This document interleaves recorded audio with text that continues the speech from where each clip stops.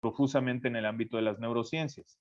Por un lado, a través de las investigaciones del denominado sistema de las neuronas espejo, y por otra parte, a través de los estudios sobre la teoría de la mente, o como señala Tirampú y colaboradores, la habilidad para comprender y predecir la conducta de otras personas, sus conocimientos, sus intenciones y sus creencias.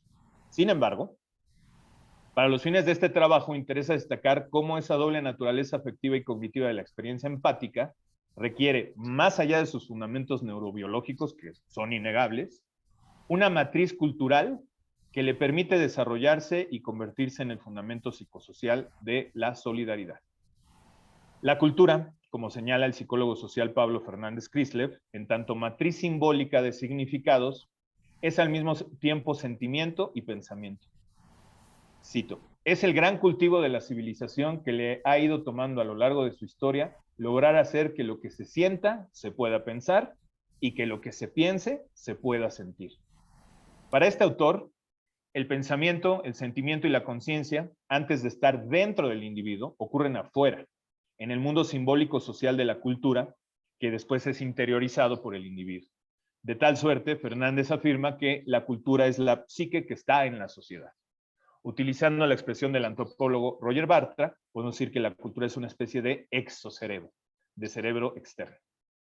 En esta línea de pensamiento, si bien la empatía, en tanto experiencia individual, puede ser entendida como un algo afectivo cognitivo que le ocurre a una persona cuando observa a otra, cuando la observa sufrir, por ejemplo, eso que ocurre, según Fernández, es posible porque la cultura define previamente la naturaleza de la relación entre ambas personas, le da un significado, el cual es un complejo simbólico que incluye imágenes, sensaciones, sentimientos, ideas, pautas de acción.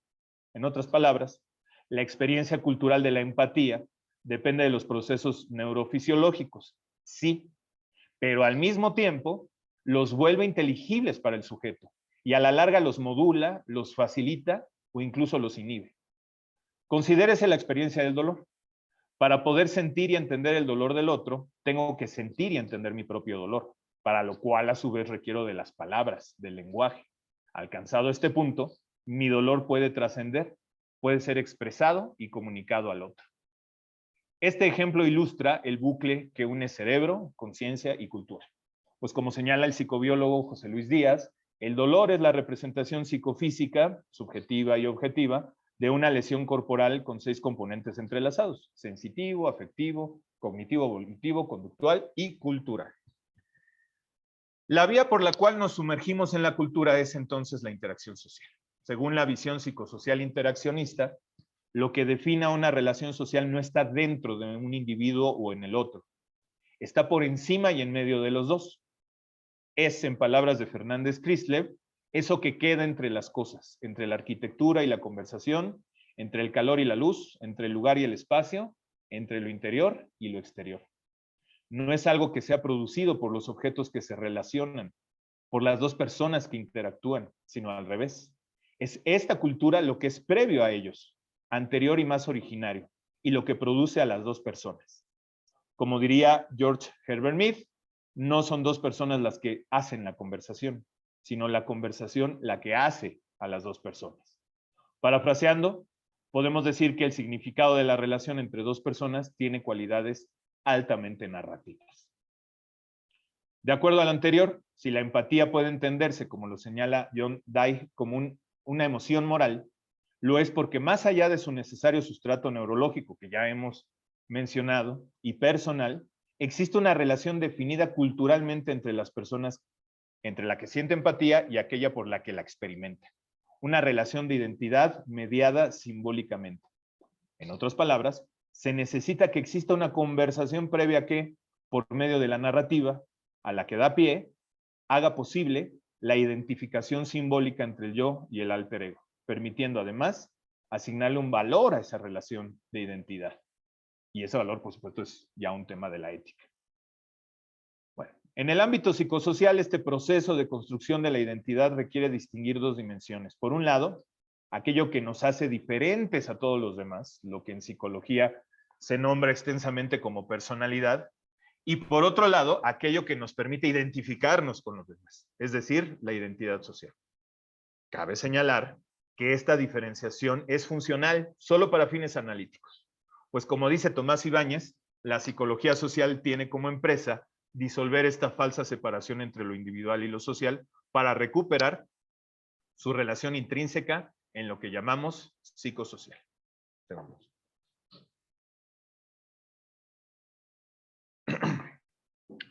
La identidad social y por tanto la solidaridad requiere en primerísimo lugar de la aparición de la experiencia subjetiva que tenemos del yo por medio de la conciencia. Sin embargo, dicha experiencia es imposible desde la perspectiva psicosocial si el sujeto no está inserto en una matriz de relaciones sociales, ya que el otro, en tanto alter ego, es el espejo en el que el yo se reconoce para poder construir un nosotros.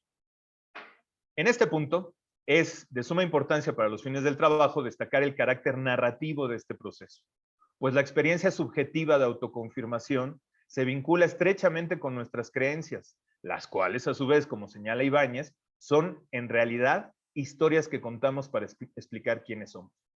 ¿Quién soy yo con el otro y dentro del otro? Por eso el autor señala que somos nuestra historia privada, la cual se extiende hasta allí donde nos es posible recordar. Y pensamos en ella como si fuera nuestra verdad, de la que otras historias solo pueden desviarse un poco. Solo que esta historia, eso aclaro yo, ni es privada, o lo es solamente parcialmente, ni depende de un recuerdo estrictamente individual, o lo es solo parcialmente. En realidad, en congruencia con la postura que se ha venido delineando, se trata de una historia construida con materiales sociales y culturales, así que, si hay una memoria en juego, se trata de una memoria colectiva. Así pues, la identidad social puede concebirse como una narrativa que nos contamos a nosotros mismos para construir y justificar nuestro vínculo con los demás, usando al mismo tiempo dicho vínculo para, por lo menos parcialmente, insisto, explicar quiénes somos. Así, dicha identidad será en última instancia el resultado emergente de la suma de todos nuestros vínculos significativos, una narrativa hecha de muchas historias, las cuales contiene, pero que no se reduce a ninguna de ellas en lo particular.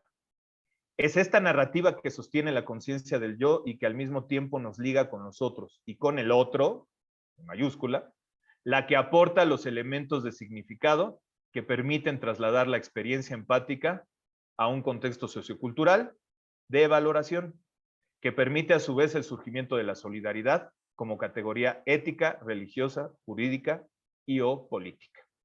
Esto, insisto, desde la perspectiva psicosocial. Abierto al debate, por supuesto.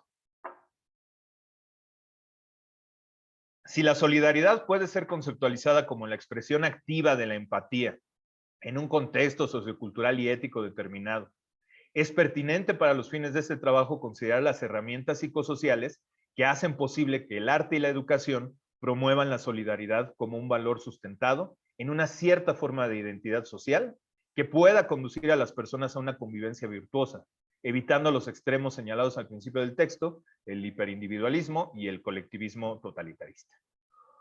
Una de las herramientas psicosociales, quizá la más importante, es, ya lo mencionaba, la memoria colectiva.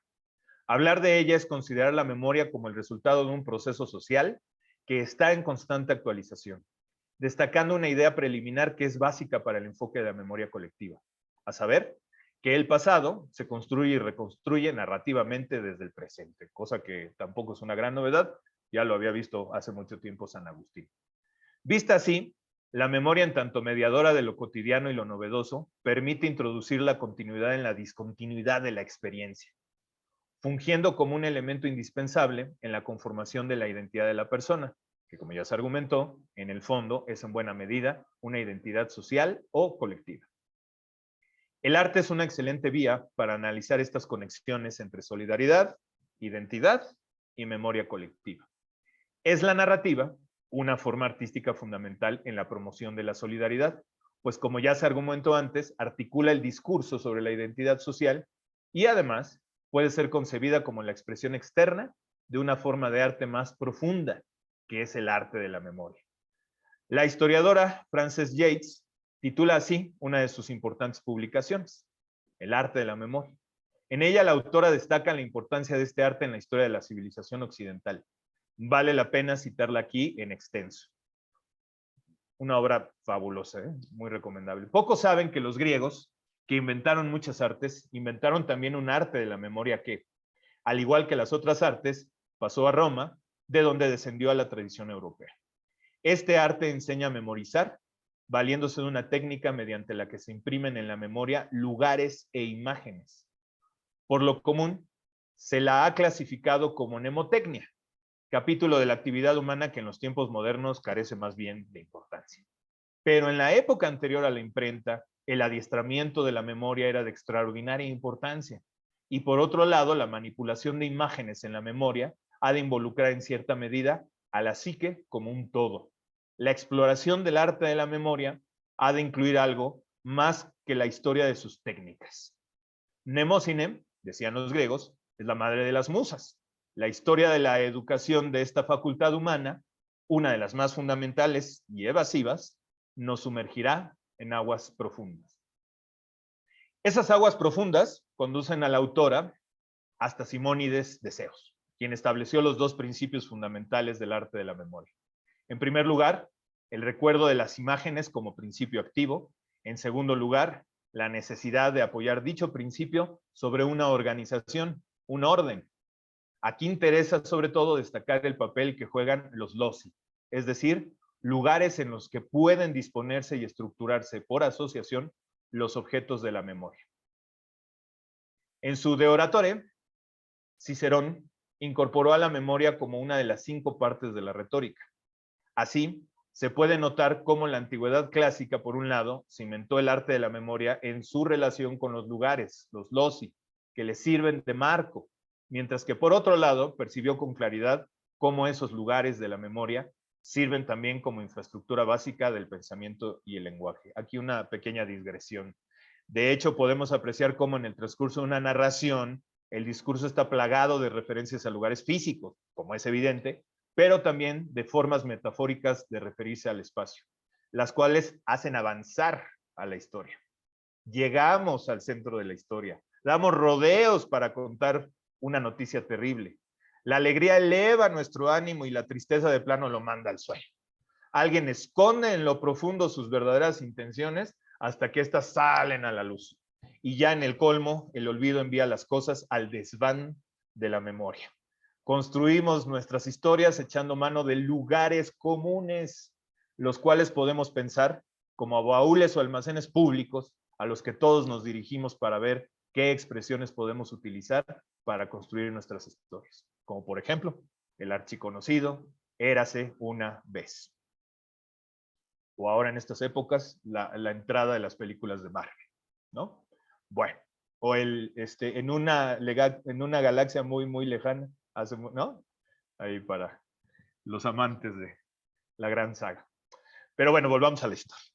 Siguiendo a Yeats, es importante destacar cómo durante la Edad Media y en los inicios del Renacimiento, la memoria adquirió también connotaciones morales de forma más explícita. La autora se pregunta al respecto, ¿por qué Alberto Magno y Tomás de Aquino consideraron que el empleo en la memoria de los lugares y las imágenes de Tullius era un deber moral y religioso? La palabra mnemotecnia parecía inadecuada para abarcar la recomendación escolástica del arte de la memoria como parte de la virtud cardinal de la prudencia. La Edad Media pudo considerar las figuras de las virtudes y los vicios como imágenes de la memoria, formadas según las reglas clásicas, y las divisiones del infierno de Dante como lugares de la memoria. Esta tradición, estudiada a profundidad por Yeats, encuentra ecos en la sociología y la psicología social contemporáneas. Para poder pensar en la memoria como memoria colectiva es necesario hacer referencia a lo que el sociólogo Maurice Holbach llamó cuadros o marcos de la memoria, el espacio y el tiempo. Para sostener esta afirmación habrá que pensar al tiempo y al espacio no como conceptos abstractos, sino como construcciones sociales variadas, las cuales funcionan para guardar los recuerdos y darle a la experiencia pasada estabilidad y persistencia. Es en este sentido que Holbach afirma que los grupos encuentran sus recuerdos colectivos en un marco espacial definido. Por otra parte, existen tantas maneras de representarse al espacio como grupos existen. En este punto es posible ya proponer un concepto concreto de memoria colectiva. Vale la pena citar nuevamente a Holbach, pues, para definirla claramente. Se puede hablar de memoria colectiva cuando evocamos un acontecimiento que ocupa un lugar en la vida de nuestro grupo y que lo hemos traído a la memoria, que lo hacemos presente en el momento en que lo recordamos desde el punto de vista de ese grupo. Tenemos derecho a pedir que se nos conceda la posibilidad del recuerdo desde el punto de vista grupal, ya que una actitud mental de esta naturaleza solo es posible en una persona que forma o ha formado parte de una sociedad. Todos. Por su parte, la psicología colectiva reconoce también este fenómeno, pues como afirma Charles Blondel, la experiencia pasada se comprende a través de los cuadros y de las nociones que nos ha provisto la colectividad. El recuerdo propiamente dicho, como la percepción genérica, es el acto de una inteligencia socializada y operante sobre datos colectivos. Derivado de estos argumentos se encuentra la idea de que la memoria colectiva cumple una importante función, el mantenimiento de la cohesión grupal. ¿Qué implica esto?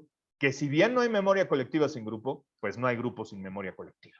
Dicho en otros términos, el mantenimiento de la memoria colectiva, sobre todo cuando el grupo afronta una crisis, es el soporte fundamental para mantener dicha identidad y promover la solidaridad entre sus integrantes. El filósofo norteamericano George Herbert Mead, que ya había mencionado, lo expresa de forma clara al señalar que a través de la memoria colectiva, el pasado se convierte en la extensión segura que las continuidades del presente demandan.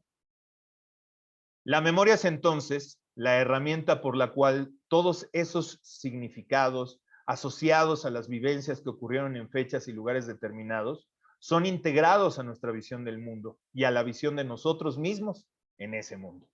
Además, la memoria y el olvido son los que permiten darle a este proceso una estructura narrativa, a través de un trabajo de selección y reconstrucción continua de las huellas del pasado.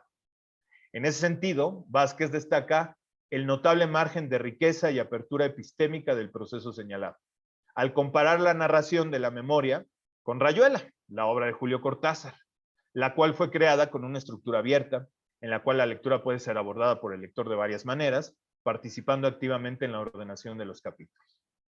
Además, también como en Rayuela, la memoria incorpora las justificaciones y explicaciones sobre la forma en que se ordena el recuerdo, pues a través de ella, cito a Vázquez, no solo se compone una narración o se establece una conversación sobre el pasado, sino que se justifica cómo se construye, cuáles son las claves para interpretarlo, cómo debe entenderse y cuáles son las credenciales que avalan su verosimilitud.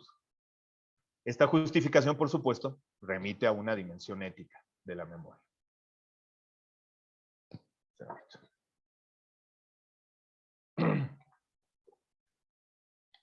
Un aspecto relevante para profundizar en la naturaleza narrativa de la memoria colectiva, es la relación entre tiempo, velocidad, recuerdo y olvido. Milán Kundera, en su novela La lentitud, narra las aventuras amorosas de un personaje ficticio ubicado en el siglo XVIII, Madame de T.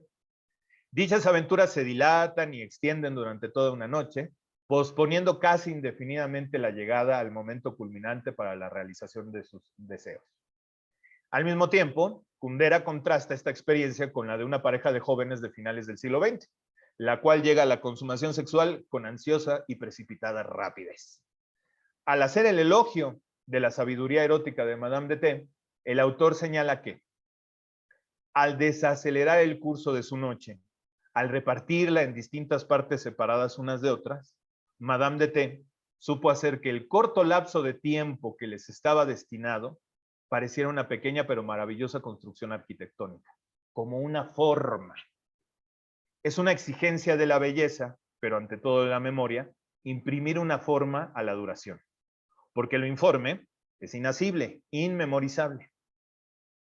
Más allá de las evocaciones bersonianas del concepto de duración, que se abordará un poco más adelante, es importante destacar la relación entre lo que expone Kundera y lo que anteriormente se señaló sobre los loci y los marcos espaciotemporales de la memoria, y ahí como un eco. Por otra parte, el novelista checoslovaco, aunque habría que decir ahora checo, ¿no?, elabora también, por un lado, la relación entre velocidad y olvido, así como la relación entre lentitud y memoria. Vale la pena recuperar otra vez una cita en extenso. Hay un vínculo secreto entre la lentitud y la memoria, entre la velocidad y el olvido. Evoquemos una situación de lo más trivial. Un hombre camina por la calle. De pronto quiere recordar algo, pero el recuerdo se le escapa. En ese momento mecánicamente afloja el paso. Por el contrario, alguien que intenta olvidar un incidente penoso que acaba de ocurrirle, acelera el paso sin darse cuenta, como si quisiera alejarse rápido de lo que en el tiempo se encuentra aún demasiado cerca de él. En la matemática existencial, esta experiencia adquiere la forma de dos ecuaciones elementales. El grado de lentitud es directamente proporcional a la intensidad de la memoria, el grado de velocidad es directamente proporcional a la intensidad del olvido. Un análisis similar encontramos, pero ya en el terreno de la psicología social colectiva. Fernández-Christlev, recuperando ahora sí, a su manera y parcialmente el concepto de duración de Berzón, señala que este tipo de tiempo para quedarse, el tiempo de la memoria, debe convertirse en otra cosa, en espacio, que ya no es intenso, sino extenso. Y por lo tanto ya tiene una determinada magnitud y puede verse o tocarse. El tiempo se hace espacio. Los lugares y las cosas, según Fernández, contienen tiempo, ¿no? Los objetos más polvosos seguramente tienen más tiempo. Los lugares y las cosas, según Fernández, contienen tiempo, por lo que más que una sucesión de hechos, podría considerarse, al igual que sucede con los sitios arqueológicos, como una serie de capas de espacios superpuestas. A partir de esta concepción, las cualidades espaciales de los diferentes tiempos quedan de manifiesto en sus formas narrativas. Fernández-Christlev, en ese sentido, destaca cómo todo grupo social, desde una pareja hasta una nación, al narrar su historia, es decir, al ejercer la memoria colectiva que le da identidad, asume la existencia de diversas capas espaciotemporales, a saber, 3. Un primer acontecimiento, los acontecimientos del medio y el último acontecimiento. Al respecto, el autor señala que el primer acontecimiento no es empírico ni verificable, es el origen.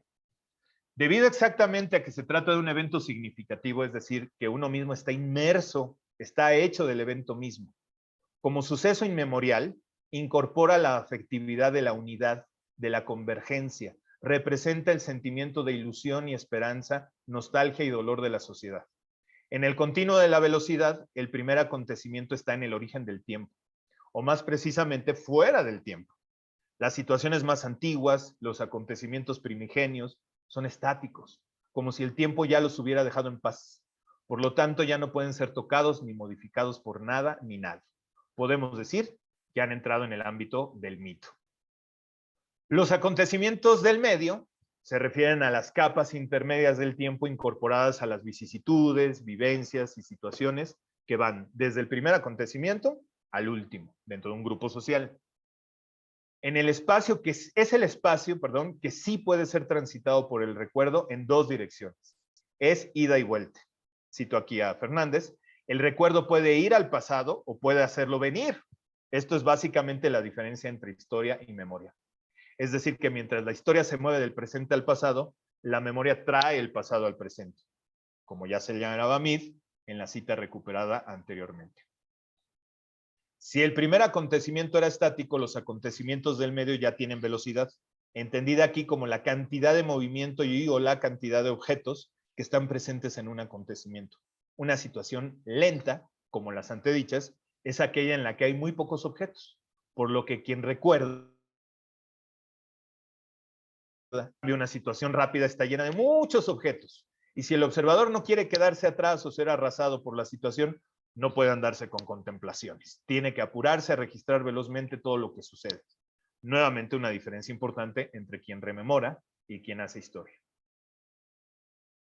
Por otra parte, el último acontecimiento de un grupo social no es necesariamente el presente inmediato, sino el último momento en que la situación fue significativa. Es decir, aquel en que sus habitantes se sintieron compenetrados con su vida, su sociedad y la realidad hacían sentido. Todos los acontecimientos que tienen sentido y significado, que pueden ser incorporados en la memoria colectiva, tienen, según Fernández, una velocidad narracional. A saber, aquella velocidad de la vida en que la cultura se puede dar el lujo de producir narraciones, historias, cuentos, conversaciones, pláticas, relatos, etc. La velocidad narracional no llega lejos, se hunde, se mueve verticalmente porque es lo suficientemente lenta como para hundirse en los recuerdos, como para ir al fondo de las cosas, como para profundizar en el tiempo cruzando las capas de las épocas. Eso es de Fernández. Quisiera haberlo escrito yo, pero es que. Sin embargo, el autor nos recuerda que ese hundirse en el pasado tiene como misión final traerlo al presente. En ese sentido estricto, la narración es un dispositivo para traer al presente las épocas pasadas. El autor destaca que esa velocidad narracional es la que las sociedades occidentales contemporáneas tuvieron hasta el siglo XIX. Pues considera él que el siglo XX, y ahí sí diría yo, sin duda podríamos agregar lo que va del XXI, están dominados por lo que llama velocidad datal del olvido, dice Pablo Fernández. Cuando se rebasa la velocidad narracional y se va más a prisa que la oportunidad de detenerse a platicar, de entretenerse con la imaginación, cuando ya no hay tiempo para los ocios del pensamiento y cuando la sociedad se coloca después o por encima de su último acontecimiento, lo que sucede es que entonces ya no hay acontecimientos. Es decir, que pueden acaecer hechos de cualquier índole, empíricos y verificables, pero carentes de significación, toda vez que se mueven más rápido de la posibilidad del observador de compenetrarse con ellos. De modo que sí existen en la realidad material, pero su fugacidad no les permite alcanzar a formar parte de la vida significativa de la sociedad, no logran convertirse ni en recuerdo ni en memoria.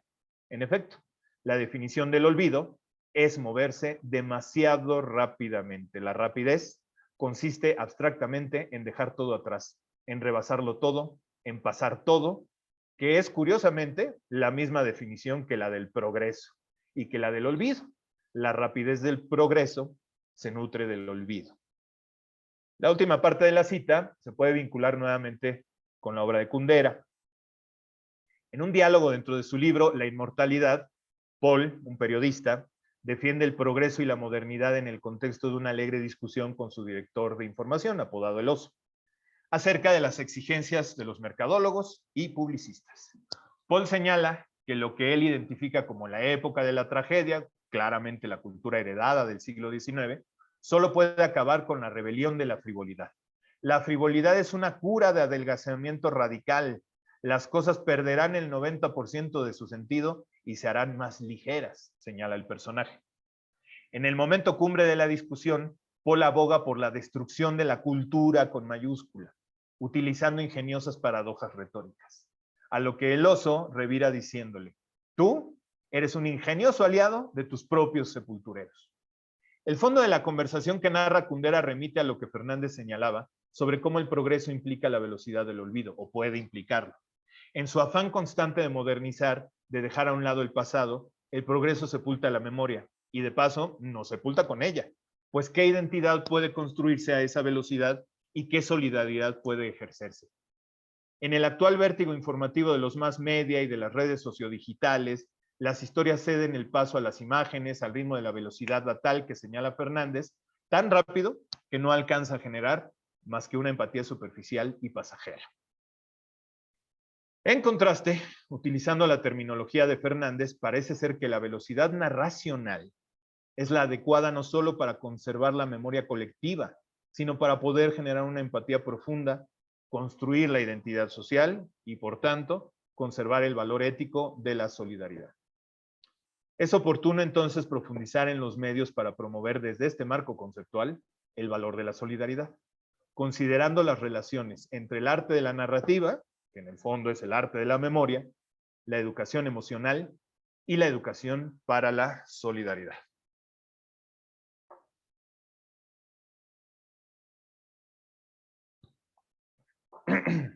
Se ha insistido hasta aquí en que la conformación de la identidad es un proceso que se nutre de la memoria colectiva, la cual a su vez posee una importante dimensión narrativa que permite la construcción de los relatos identitarios.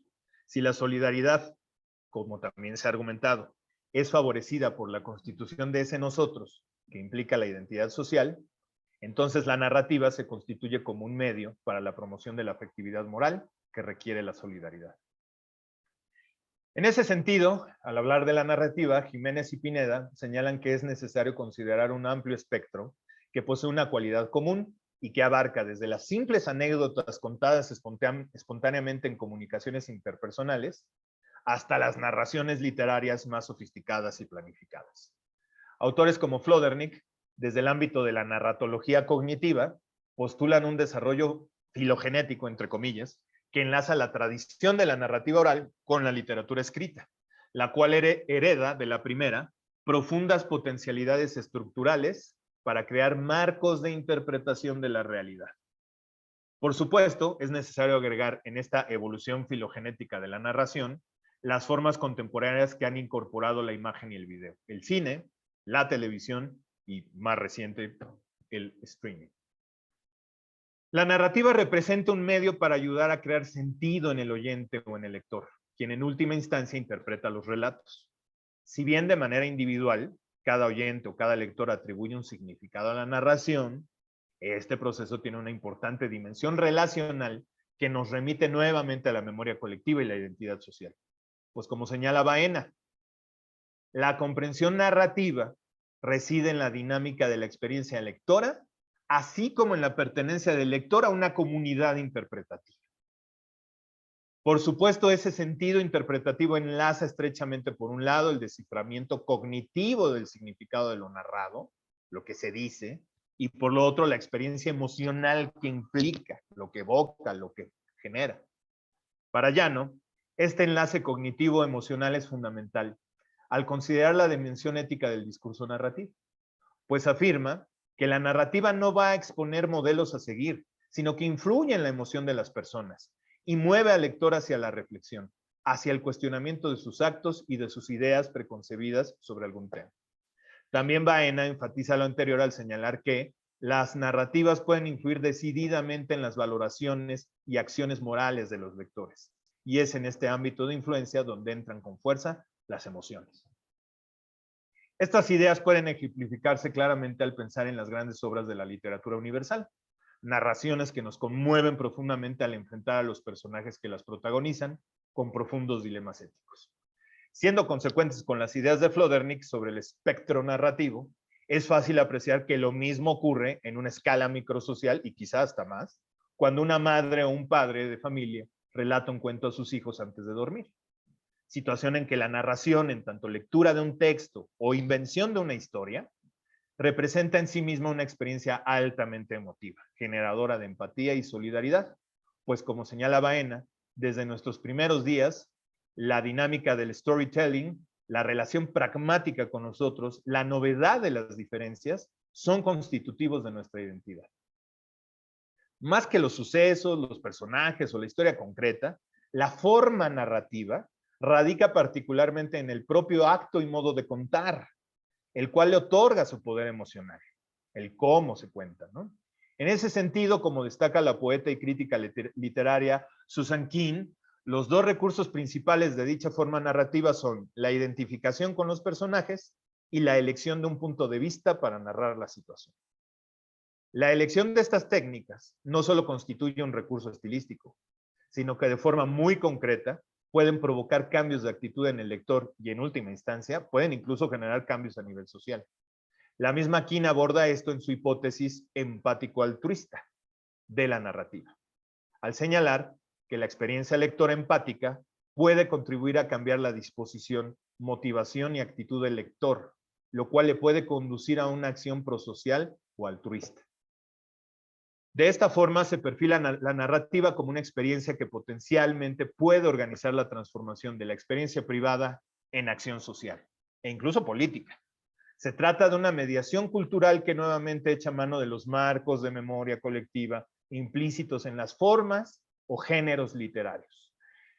Jerome Brunner, uno de los grandes psicólogos sociocognitivos del siglo XX, señalaba cómo los individuos son capaces de dar sentido a su experiencia personal, al articularla a través de los géneros literarios reconocidos socialmente. Pues dichos géneros, subrayado es mío, confieren un fundamento identitario al convertirse en integrantes de la comunidad que las desarrolló. A partir de esto, podemos considerar los géneros literarios como marcos de la memoria, en el mismo sentido usado por Holbach, en tanto que funcionan como dispositivos que permiten configurar el tiempo y el espacio para crear y guardar experiencias. De esta forma, se pueden afirmar que todas estrategias educativas que incorporen el arte de la narración, arte de la memoria, para generar experiencias de empatía e identidad social, son una estrategia eficaz para la promoción de la solidaridad. En ese sentido, el escritor Pablo Boullosa habla de las diferentes herramientas que la lengua nos ofrece, no solo para comunicarnos, sino para construir un mundo mejor. Particularmente habla de las metáforas como medio para la comprensión, las historias como medio para mejorar los sentimientos y el diálogo interior como medio para fortalecer la voluntad. Es tal el impacto educativo que el autor atribuye al arte de contar historias, que incluso les llama grandes maniobras en miniatura. Que por cierto, ahí esa es frase de colega de él, que es Eduardo Casar, poeta. En realidad tiene un libro así. Capaces incluso de ablandar el corazón del más fuerte. Ilustra este punto recordando uno de los pasajes de la Odisea de Homero, aquel en que Ulises llega arriba incógnito a la corte de los Feacios, disfrazado de peregrino, hasta que su identidad es revelada por su propio llanto, al escuchar la forma en que el poeta de Módoco narraba las hazañas del héroe durante la guerra de Troya. Sin embargo, es importante recordar que esta experiencia empática que acompaña a la narrativa es un indisociable complejo emocional cognitivo. Las emociones son parte de la razón humana, de forma tan importante como las capacidades intelectuales de abstracción. Los marcos de la memoria colectiva moldean una experiencia intelectual y afectiva que a través de la narración nos guía y nos cambia. Como se señalaba anteriormente, permiten incorporar la historia a nuestra realidad actual y proyectar incluso utopías. El ser humano vive inmerso en las historias. Incluso la respuesta a una pregunta tan sencilla, en una conversación como ¿qué tal te ha ido?, puede dar lugar a una pequeña historia. En algunos casos no tan pequeña, dependiendo la locuacidad del interlocutor, ¿no? Me acuerdo de un vigilante de ahí de la UP. Uno no puede llegar y preguntarle eso porque se tarda media hora en irse de la universidad. Perdón. Ni las horas de sueño se libran. Si bien nuestras ensoñaciones pueden ser caóticas y sin sentido, nuestra memoria se esfuerza por darles un orden narrativo coherente. Por no hablar de la forma en que el psicoanálisis freudiano nos enseñó a entender cómo es que dichas ensoñaciones se ligan con esa otra gran historia que es nuestra propia biografía. Por otra parte, Boullosa señala que le dedicamos mucho más tiempo al razonamiento narrativo que al razonamiento lógico abstracto. Dice, nuestros juicios intelectuales independientes de un marco narrativo son más bien escasos. A este respecto, el autor se queja de que, no obstante, nos consideramos animales racionales antes que animales narrativos. Y este error de apreciación, o esta soberbia, según Boullosa, podría explicar algunas de nuestras tribulaciones educativas. La queja de Boullosa se relaciona, claro, con un déficit en la utilización de la narrativa como estrategia educativa en general, y en particular para el desarrollo de valores como la solidaridad, en el contexto de la educación formal escolarizada. Un ejemplo de esto es la forma en que la historia, así con mayúscula, se ha impartido tradicionalmente en las escuelas de educación básica en México. Factor probablemente responsable, en buena medida, de la aversión que la mayoría del estudiantado desarrolla hacia dicha disciplina tan maravillosa. Algunas perspectivas contemporáneas que procuran incorporar el conocimiento filosófico, pedagógico y psicológico plantean alternativas para revertir este déficit. Un ejemplo concreto es la teoría de la educación imaginativa, propuesta originalmente por el filósofo de la educación Kieran Egan. Según Egan, el contar historias desarrolla una comprensión narrativa capaz de enlazar emociones, memoria, imaginación e intelecto.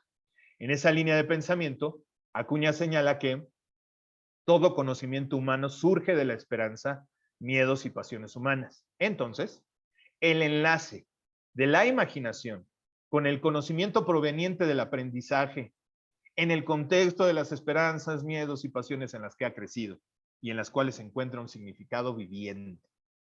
Un aspecto interesante de este enfoque, en palabras del propio Egan, es su relación con la teoría de la recapitulación.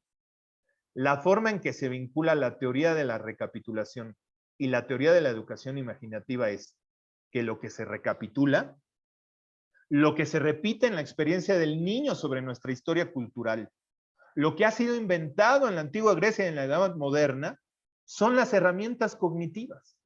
En otras palabras, lo que busca la educación imaginativa es conducir el desarrollo educativo desde la infancia hasta la edad adulta, incorporando las formas de comprensión y entendimiento básicas de nuestra civilización y que forman parte de nuestra memoria colectiva, justo en el orden en que históricamente se han desarrollado. Entre dichas formas de comprensión se incluyen la mítica y la romántica, equiparables al desarrollo de la oralidad y del lenguaje escrito en el curso de la historia. El niño pasa también por una etapa mítica y romántica de desarrollo intelectual, que le prepara para la comprensión filosófica y científica del mundo durante la adolescencia. Esa comprensión mítico-romántica del mundo es aquella en la que la narrativa tiene una importancia capital. Contar historias humaniza el conocimiento. Humanizar el contenido significa ponerle nombre y rostro a la persona que está detrás de él. De esta manera se hace más significativo para aquel que está aprendiendo.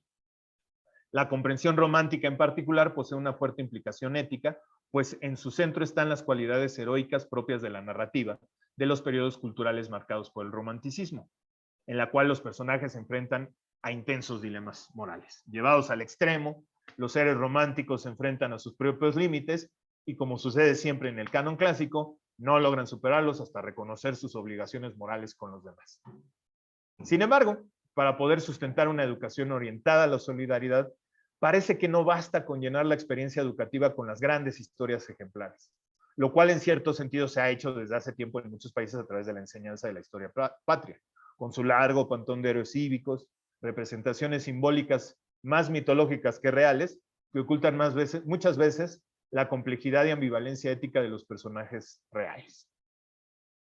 Esta insuficiencia la podemos analizar también en otro terreno. En las últimas décadas, la narrativa cinematográfica dominante, es decir, la del cine de Hollywood, ha retomado las grandes historias heroicas que el cine de los años 70 en particular ha viajado de lado. Sagas cinematográficas como La Guerra de las Galaxias, El Señor de los Anillos, Harry Potter o Los Vengadores han actualizado visualmente el canon de las historias de héroes, pero con un matiz importante. Se llena la pantalla con personajes ejemplares que se enfrentan a los mismos dilemas morales de siempre, pero a veces a través de una narrativa maniquea basada en el enfrentamiento entre el bien y el mal, con una actitud idealizada que poco tiene que ver con los dilemas éticos reales que enfrentamos en la cotidianidad. O en todo caso, los abstrae de toda su complejidad. Más allá de esto, dichas narrativas también se centran en la exaltación de una forma de individuo irreal, pero que se exalta como expresión de una libertad y poder que vagamente recuerda las ideas de Nietzsche sobre el superhombre, por supuesto, sin su densidad filosófica. Por otra parte, es importante señalar que la forma en que la solidaridad se ha ligado con la construcción de la identidad social en el ámbito educativo de muchos países ha utilizado narrativas que fomentan identidades cerradas, intolerantes e incluso violentas con aquellos que se ubican fuera de los límites del nosotros. En términos psicosociales, se fomenta una gran solidaridad con el endogrupo, que al mismo tiempo fomenta la hostilidad al exogrupo, y que también al interior de un mismo colectivo promueve la marginación de los individuos que se perciben como diferentes y de los grupos minoritarios. Como botón de muestra, valga pensar en cómo diversas manifestaciones políticas del racismo a lo largo de la historia se han basado en grandes narrativas. En general, estas parten de dos formas principales de solidaridad, identificadas por el gran sociólogo decimonónico Emil Durkheim: la solidaridad mecánica y la orgánica. La primera, según el autor, se genera a partir de los lazos comunitarios tradicionales, mientras que la segunda se genera a partir de los lazos establecidos por la división del trabajo. Dado que estas formas de solidaridad son cerradas, pues establecen límites claros y exclusivos de pertenencia, generan diversos problemas en términos éticos, tales como la violencia, la discriminación y la alienación. Las investigaciones psicosociales de autores como Solomon Asch, Stanley Milgram y Philip Zimbardo, desarrolladas entre los años 60 y 70 del siglo pasado, mostraron experimentalmente cómo los fenómenos de la conformidad, la obediencia y la identidad grupal eran en buena medida responsables de situaciones de violencia no solo cotidiana, sino de largo alcance como la guerra y el genocidio. Así pues, para concluir las reflexiones del presente trabajo, es necesario apuntar algunas ideas sobre la forma en que se puede fomentar una educación para la solidaridad a través de una forma de narrativa que evite fomentar estas identidades cerradas en lo posible, ¿no? Ya vamos a terminar. A lo largo de este trabajo se ha resaltado la importancia de fomentar prácticas educativas que incorporen el arte narrativo como una forma de construir y mantener la memoria colectiva, fomentando la empatía, la identidad social y así apuntalar la solidaridad como un valor deseable en el ámbito de la interacción de las personas. Sin embargo, también se ha discutido que no toda forma narrativa de construir la solidaridad es adecuada para dichos fines, sino que incluso puede tener efectos éticamente problemáticos a nivel personal, relacional y colectivo, al promover directa o indirectamente las formas extremas del colectivismo o el individualismo. En ese sentido, es factible pensar en distintas vías alternativas de plantear la solidaridad respecto a las formas cerradas que identificaba Durkheim. Con ese objetivo en mente, es de interés considerar la propuesta de Monereo.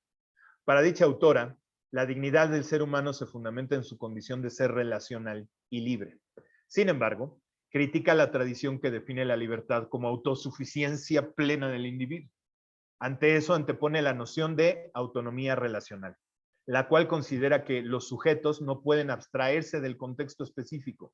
La autonomía entendida como la posibilidad de desarrollar unas capacidades mínimas y elaborar el propio concepto del bien y la vida buena no se ejerce de manera autosuficiente. Al contrario, se desenvuelve en relación con los demás.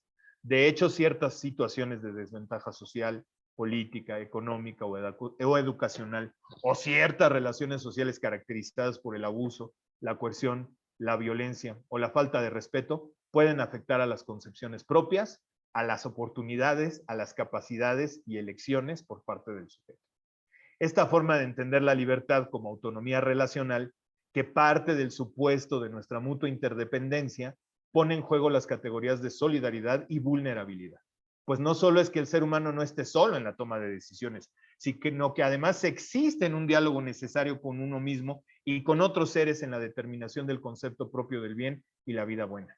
Este diálogo se basa en la idea de que todo ser humano es vulnerable y en la idea de reconocimiento mutuo de esa vulnerabilidad que genera lazos de solidaridad.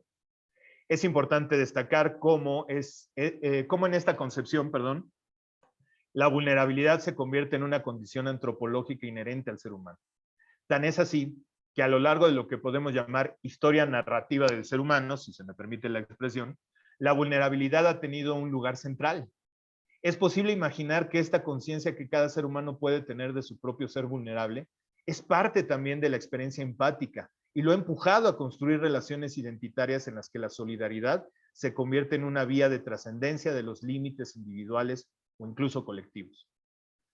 La memoria de estos procesos se transmite a través de la narración, ya sea que ésta se presente en la forma de las historias que los seres humanos aprendieron a contarse junto al fuego, el cual no solo servía para cocer carne, sino para amortiguar el miedo y el dolor, hasta las grandes obras de la literatura universal. ¿Con cuántos personajes de las obras de Sófocles, Virgilio, Dostoyevsky o Kafka nos identificamos justamente porque son mostrados como seres vulnerables? ¿En cuántos momentos en la historia de la ópera los personajes logran encontrarse espiritualmente a través del reconocimiento de su mutua interdependencia? ¿En cuántas grandes películas o series de streaming los seres adquieren dimensión humana al mostrar sus debilidades? Si continuando esta tradición, como lo proponía Kieran Egan, la educación no renuncia a la comprensión narrativa, para conectar así la imaginación, la emoción y el pensamiento, quizá pueda impulsar a niños, adolescentes y adultos a mantener viva la tradición de la narrativa, a través de la cual las palabras permitan construir una identidad universal abierta que reconozca en la vulnerabilidad humana una motivación suficiente para la solidaridad. La educación puede promover entonces en lo cotidiano la práctica narrativa como parte de un proceso que actualice la memoria colectiva y sirva para reflexionar y construir el futuro. Como señala Boullosa, las historias, como la Odisea, la Guerra del Peloponeso o la Cabaña del Tío Tom, han iluminado nuestro pasado y han mejorado nuestro presente. De ellas también dependerá nuestro futuro. En el mismo sentido, el escritor y periodista uruguayo Eduardo Galeano afirmaba que la memoria viva no nació para ancla, tiene más bien vocación de catapulta. Quiere ser puerto de partida, no de llegada. Muchas gracias por su atención. Fenomenal, ¿no? O sea, autores contemporáneos, filósofos distintos, es muy bueno. O sea, la verdad, muchas gracias por tu texto, muchas gracias por esto. Creo que nos dejas una serie de ideas para pensar, para reflexionar. Excelente.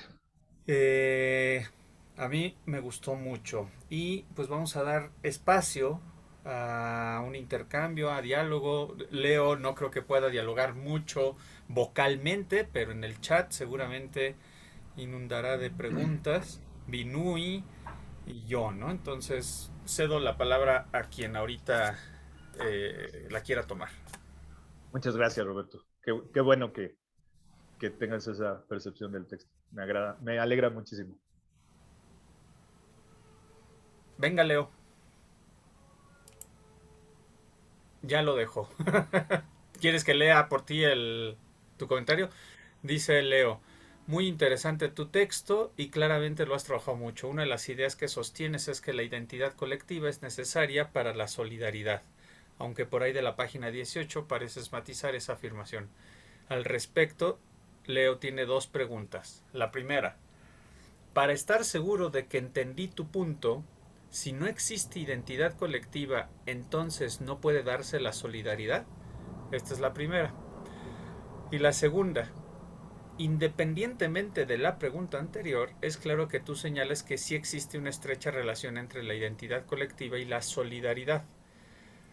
Pero si nos posicionamos a favor de esta postura, la solidaridad quedaría restringida a grupos sociales con los cuales tenemos una identidad común. Es decir, al no tener identidad colectiva con un pueblito de musulmanes en el Medio Oriente, tendré poco o nada capacidad de solidaridad. ¿Es entonces prudente insistir en defender una relación entre solidaridad e identidad colectiva? Muchas gracias por tu conferencia. No, hombre, al contrario, estimado Leo, muchas gracias por tus preguntas, que son buenísimas. Sobre la primera, partiendo de esta perspectiva psicosocial, eh, yo podría decir que sí, que no podría darse la solidaridad sin esa identidad colectiva, que muy rápidamente, porque no me quería meter yo mucho en esa parte, sí tiene un fundamento, por supuesto, neurobiológico. O sea, sí se ha descubierto que todos los seres humanos tenemos un potencial para la empatía y ergo de ahí hacia la solidaridad. Pero en este sentido que fuimos describiendo de la solidaridad como un compromiso a largo plazo, como un compromiso con el otro, que se va dando dentro de una necesidad no solamente ética, sino incluso político-jurídica, podríamos decir que en esa perspectiva sí es necesaria la identidad colectiva para que se dé esa solidaridad, mediada, por supuesto, por este proceso de formación de la conciencia a través del diálogo y el lenguaje. Ahora, identidad colectiva, en ese sentido, y por ahí lo dije rápidamente, pueden ser dos, ¿no? O sea, una pareja ya tiene identidad colectiva en ese sentido, y a partir de ahí construye eso, ¿no? Eh, Insisto, desde la perspectiva psicosocial, ¿no? Desde alguna otra visión quizá pueda pensarse diferente, pero en esta perspectiva que yo estoy recuperando, que es un poco como la que vengo defendiendo, la respuesta a tu pregunta sería, en efecto, no puede darse, o no puede darse, insisto, como una construcción permanente. Ahora, la segunda, buenísima, es justo por lo cual al final introduzco que desgraciadamente, y porque ya esto se estaba volviendo un texto interminable, brevemente esta idea de la vulnerabilidad. Justamente ese matiz al que tú te refieres es que mencionaba yo que la identidad colectiva también se puede convertir en una cosa muy problemática, ¿no? Por eso retrotraía las nociones de Durkheim sobre la identidad mecánica y la identidad orgánica, que sí tienden a formar esta estructura cerrada que imposibilita la solidaridad con los que están fuera de lo común, ¿no? Y a mí me parece, que yo creo que eso es algo que habría que elaborar después con mucho más profundidad, que esta idea de la vulnerabilidad, en la medida que se pueda incorporar a las narraciones que utilizamos para construir ese sentido de solidaridad, pueden abrir eso y pueden hacer que estas identidades se conviertan en algo mucho más incluyente. ¿no? A lo mejor de forma muy utópica, pues incluso en esta búsqueda que tenemos desde siempre, de esta solidaridad universal, ¿no? Entonces, creo yo que la vía entonces para evitar eso que tú señalas ahí sería este reconocimiento de la vulnerabilidad y como decía la autora Monereo, que es de quien retomo esta concepción, que implica este diálogo constante para reconocernos como vulnerables, ¿no? Por ahí va un poco, no sé si respondo bien tus preguntas. Gracias a ti. Binui, ¿algo que quieras comentar? Otro que no tiene micrófono. O sea, dice Binui. Hay una cosa que creo que no quedó muy clara, una distinción entre lo ético y lo natural, lo volitivo y lo espontáneo. La pregunta de Leonardo ya lo apuntó. No es posible una identidad no inmersa en las prácticas sociales, pero considero que hace falta identificar esa diferencia.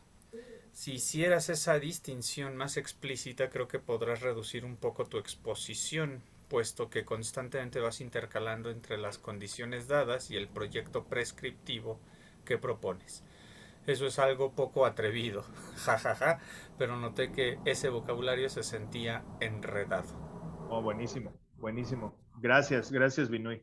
Todas las observaciones son adecuadas. Sí, sí, yo coincido contigo. Ayer que hacía la relectura para fines ya de un poquito de que me saliera fluidito, que incluso por ahí mandé unas correcciones, sí, sí tengo yo también esa impresión. Ahora, el tema es, a ver si en esto puedo responder adecuadamente. Fíjate que hay una forma de ver esta cuestión. Primero voy como la parte ética y natural. Hay una idea que yo retomo mucho de Yuval Harari, este escritor que se ha puesto como muy de moda a partir de sus libros, ¿no? De Homo Deus, etcétera, etcétera. En el primero de ellos, que hace la historia del Homo sapiens, discutía un poco justamente como la distinción entre lo cultural y lo natural, ¿no? Y yo ahí, obviamente, lo ético lo pongo en lo cultural para retomar esa división que haces. Y él decía, y a mí me parece bastante atinado, que lo natural en el ser humano, pues es producir cultura, en términos justamente de este potencial neurológico que le ha permitido desarrollar una dimensión simbólica del pensamiento, ¿no? Entonces, creo que ahí puede ser un poco problemático hablar de esa distinción si lo vemos desde esa perspectiva. Eh, pero bueno, insisto, yo eso dentro de la tradición que estoy manejando. Entre la parte volitiva y la espontánea, te doy toda la razón. Creo que no lo distingo bien y no lo abordo realmente de manera muy general.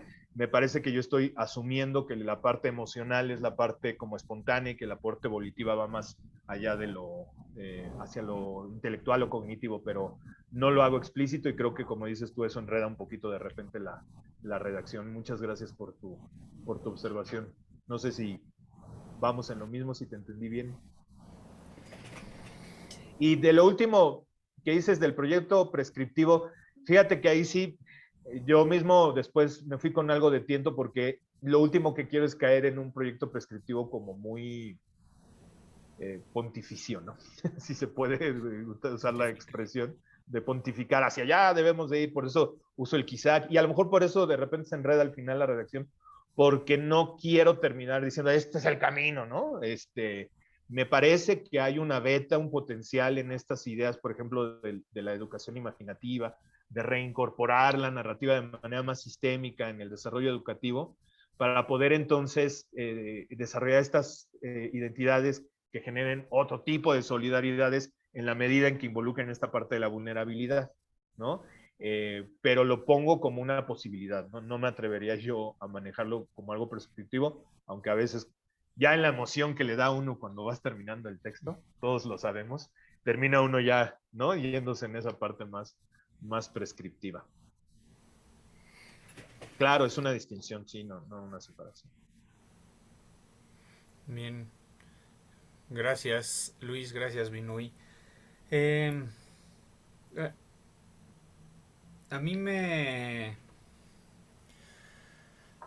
Me llamaron la atención varias cosas, ¿no? Y deja ver si puedo ordenar, ¿no? Uno es el tema de la memoria, es un tema, me parece muy, muy interesante, em, porque me parece que en el fondo un poco lo que dices es que en la medida en que podamos alcanzar una memoria colectiva, podemos apostar por una solidaridad universal, ¿no? Cosmopolita, de una u otra manera. Eh, pero ¿cómo crees, cómo piensas que esto pueda darse? Porque me parece que para la memoria hay una serie de obstáculos que hemos ido viendo que impiden que podamos generar una memoria colectiva, ¿no? De entrada una memoria personal. Pareciera que, por ejemplo, el lenguaje sirve para tener memoria y a veces parece que es todo lo opuesto, ¿no? Porque además aquí retomas con esta Yates el tema de la memoria, que se va a los griegos y me parece que lo hace muy bien y cita Nemocine. Y al mismo tiempo pensé en el final del Fedro de Platón, con el mito de Teotitamus, donde Platón le da una patada a la escritura, ¿no? Dice, y narra Platón que llega el Teot y dice, miren, he encontrado el remedio para la memoria, la escritura. Y dice Platón, ¿cuál remedio? Con la escritura la gente se va a ser desmemoriada.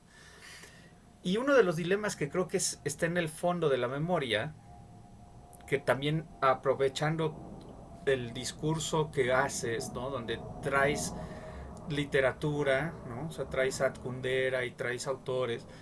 Pensé también en Funes el Memorioso de Borges, Claro. en donde el problema, o sea, Funes es lo opuesto, ¿no? Es el que memoriza todo, memoriza tanto que es incapaz de conocer nada. Entonces la memoria tiene esta delicada, eh, este delicado dilema o problema que es, no puede, no puedes recordarlo todo, porque si lo recuerdas todo como Funes, entonces te haces inútil. Pero, ¿cómo lograr entonces una memoria colectiva que nos permita construir una solidaridad? No sé si logré darme a entender en todo explicación.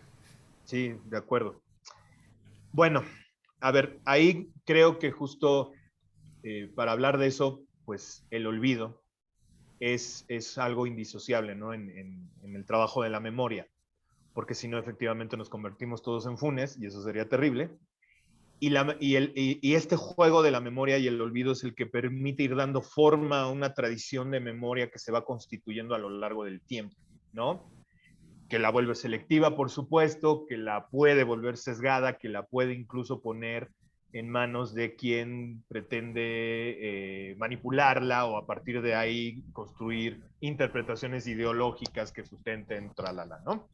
Entonces, efectivamente, yo por ahí, que también es una de las cosas que no profundizo, aunque luego en las notas a pie procuro como ampliar un poquito algunas ideas, justo esta diferenciación entre la historia y la memoria, en un sentido muy específico, ¿no? Como en esta historia que es así, pontifica, establece, y, ¿no? Y pone fechas y demás, y se pretende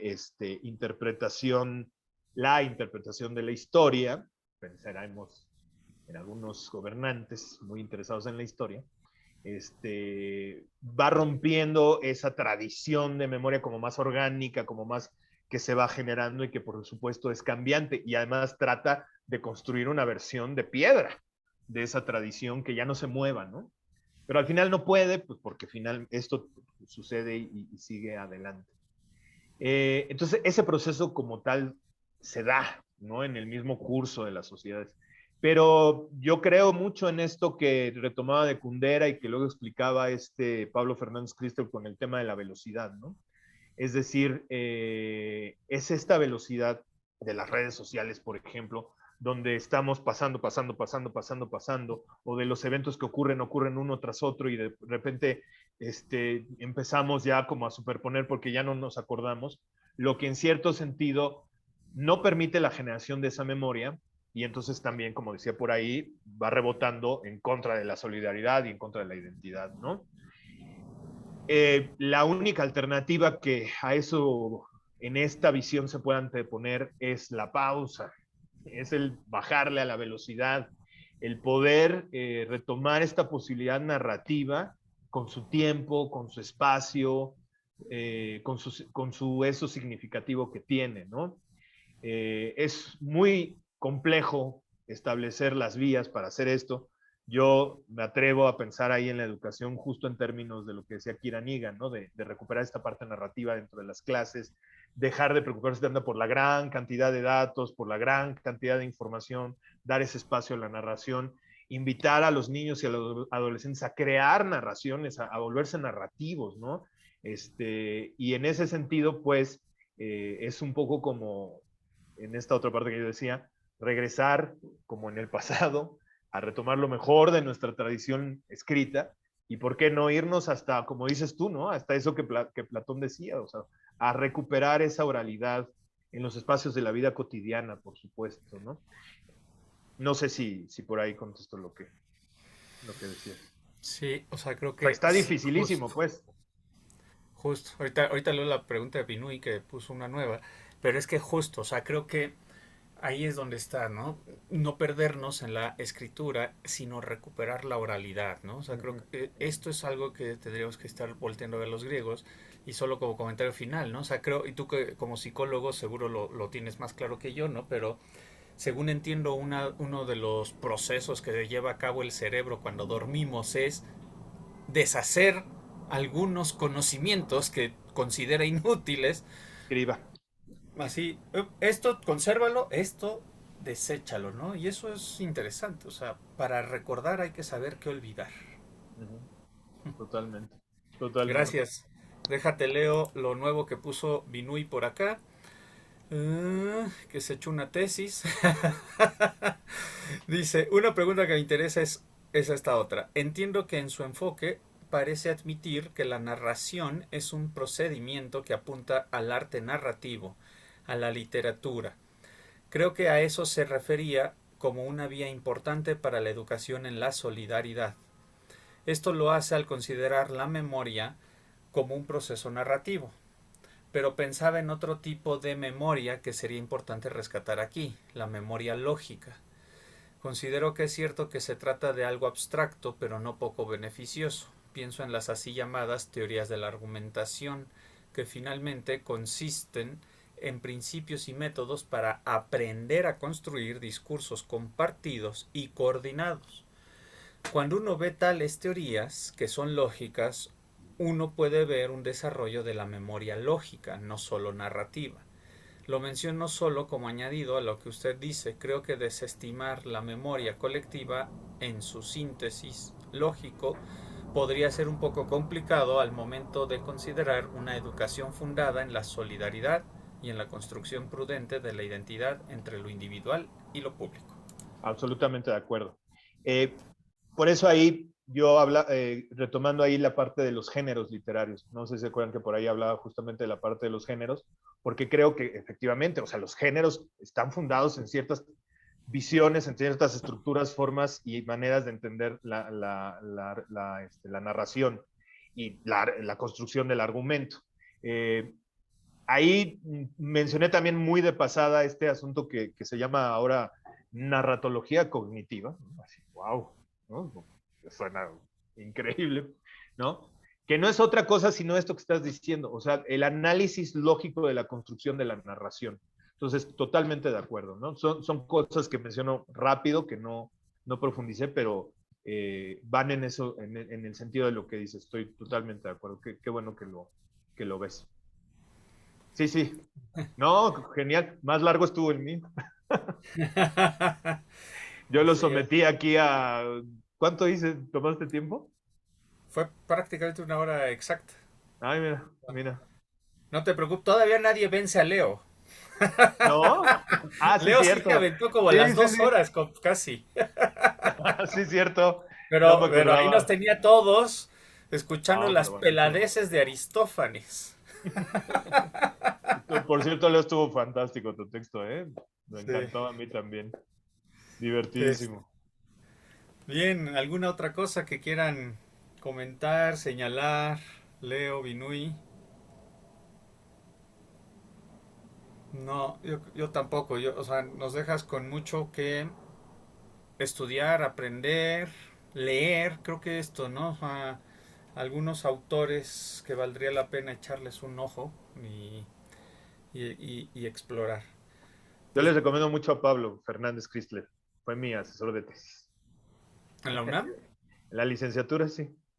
Ah, Fue mi mira, asesor de tesis. Bueno, fue más bien sinodal, perdón. Fue sinodal dentro del jurado, ¿no? ya. Es muy Habrá que interesante. buscarlo. Ahí, se los recomiendo mucho. Hay un texto, híjole, cuesta un trabajal encontrarlo, pero seguramente anda por ahí en la red, que se llama El espíritu de la calle. Es una cosa, no tiene desperdicio, ¿eh? Se los recomiendo muchísimo. El espíritu de la calle. Ok. Dice Binui que siempre sí tiene algo. Muy interesante y enhorabuena porque ya tienes prácticamente listo tu textito para... Sí, exacto. O sea, la ventaja de lo que hizo Luis es que habrá que pulir cosas, pero ya está. Sí. Y pues no quiero presionarlos, pero presionarte, Leo, pero el deadline es el 27. O sea, cuando Zagal presente. Yo espero que Zagal me lo mande ya pulido. Zagal nos cambió toda la movida, pero ya luego les explico eso. Dice Binui, una última pregunta. ¿Cómo propondría esto una circunstancia concreta para la educación? Ah, está. Lo que dijo Roberto. O sea, yo creo que se tiene que buscar esos espacios para la recuperación de la tradición oral y no solo en esta cosa de contarle cuentos a los niños o hacer que lean, ¿no? Porque mi hijo, buena parte de la primaria, lo que hacían era, les dejaban, bueno, nos dejaban a sus padres comprar una gran cantidad de libros infantiles que leían y tenían que entregar reportes y esta lógica que hace que la lectura se vuelva odiosa para los niños, ¿no? Afortunadamente, ahí lo que tratamos de hacer fue un poco como recuperar eso, incorporando eso al tema este de contar los cuentos en la noche para dormir, ¿no? O sea, pero creo que en la educación formal tendría que pasar lo mismo. Esos espacios no para contarles historias a los niños, o sea, sí para contarles historias a los niños, sí para que lean, pero animarlos a construir su propia narrativa, ¿no? Y yo insisto en esta parte desde el reconocimiento de la vulnerabilidad, ¿no? Que podría ser una estrategia, y yo de hecho creo, muchas docentes muy creativas y demás lo hacen, que tratan incluso utilizar esto para abordar problemas de bullying, para abordar muchas cosas, ¿no? Pero no tendría que estar supeditado a la voluntad o creatividad de la docente que en un momento diga, ah, vamos a hacerlo, sino que debería de estar planteado desde mi muy humilde punto de vista, como parte de la estructura curricular, ¿no? De alguna manera. Ahí sí, hasta ahí me quedo porque para lo de las estructuras curriculares necesitamos a nuestros queridos pedagogos. Totalmente de acuerdo. Totalmente. Pues muchísimas Bien. gracias, querido Luis, nuevamente, ¿no? Creo que eh, te diste cuenta, despertaste un interés muy bueno Qué bueno. y pues sí, ya nada más quedo a la espera de tu texto con pulido y lo que sea Sí. necesario, pero pues ahí estamos, ¿no? Entonces, damos por terminada esta, nos vemos en 2 semanas con la charla que cierra este seminario, esta primera parte del seminario. Insisto, yo creo que lo vamos a prolongar, vamos a buscar más gente que quiera entrarle y platicarnos cosas, pero Zagal termina la de este año, ¿no? Que antes era música y ética, música para la educación de las pasiones en Aristóteles, pero me lo cambió el doctor y dijo que ahora mejor va a hablar del barroco mexicano. Él es de Entonces, los que se puede dar ese lujo. sí, así, o sea, tengo otro texto, perfecto. Entonces, la siguiente sesión va a ser Zagal, hablándonos sobre el barroco y la educación del mexicano. Pues muchísimas gracias, que tengan linda tarde, lindo viernes. Nos vemos, descansen, vienen finales. Lo bueno es que yo no los tengo que hacer, No, pero pero hay hay que que calificarlos. calificar. Quién sabe que sea peor, ¿verdad? Sale. Hasta luego. Un abrazo a todos y muchas gracias. ¿Eh? Muchas gracias por sus comentarios, por sus preguntas y sus aportaciones muy valiosas. Gracias.